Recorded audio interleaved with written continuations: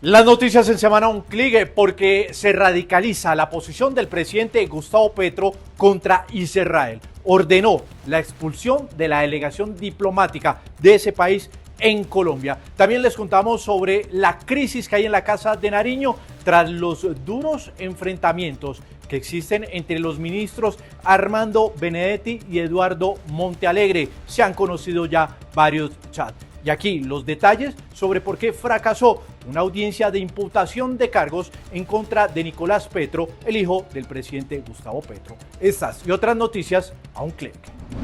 El clic de semana con una radical postura que anunció el presidente Gustavo Petro contra Israel, ya que ordenó la expulsión de todo el personal diplomático que está en Colombia de ese país, a raíz de la detención de 2 colombianas que estarían en una delegación del país rumbo hacia Gaza en una ayuda humanitaria. Y es que sigue ese roce entre el mandatario colombiano y el primer ministro israelí Benjamin Netanyahu, a quien ha calificado como un genocida.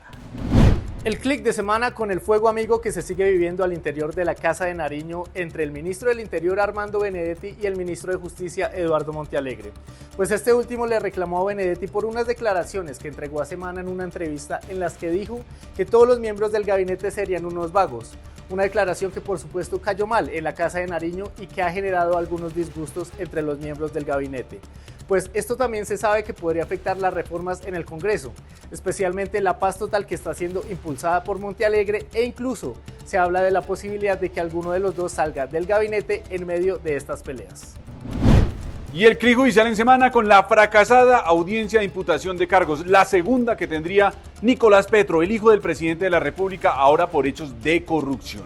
La Fiscalía tenía todo el material, o tiene todo ese material probatorio para demostrar su responsabilidad en 3 delitos: interés indebido en la celebración de contratos, falsedad en documento público y tráfico de influencias. Sin embargo, su defensa se anticipó y solicitó un aplazamiento porque aseguró no tenía tiempo, no tenía agenda hasta el próximo mes, hasta noviembre, y la Judicatura aceptó esa solicitud.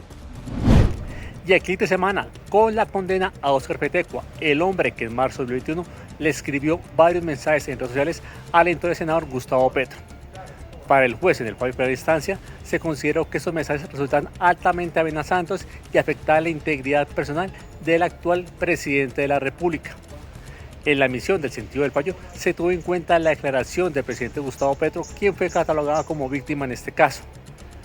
Petro aseguró que sintió miedo y zozobra cuando recibió estos mensajes. El sentido del fallo es de carácter condenatorio y el mismo en lo que tiene que ver por los hechos por los cuales fue acusado el señor Fernando Petecua Tucinque. Por esto, el juez sentenció a Petecua por delito de amenaza a servidor público y defensor de derechos humanos. En los próximos días se fijará el monto de la sentencia. No existe ventaja competitiva entre los deportistas trans y las atletas que se identifican con su sexo de nacimiento. En el clic de semana les contamos la decisión que tomó la Corte Constitucional sobre la tutela que interpuso una mujer trans contra la Liga de Voleibol de Antioquia, después de que la excluyeron de un torneo por su identidad de género. La sala concluyó que ahora se deben analizar las particularidades de este tipo de casos para definir, y además también le ordenó a esa liga modificar su reglamento. Sobre la mesa queda abierto todo un debate.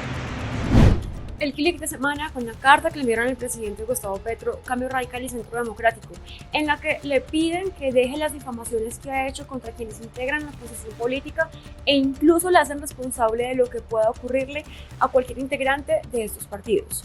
La misiva se conoce después de que el presidente Petro atacara en repetidas ocasiones a la senadora del Centro Democrático Paloma Valencia, a quien culpó como una de las supuestas cómplices de los casos de falsos positivos que se han presentado en el país.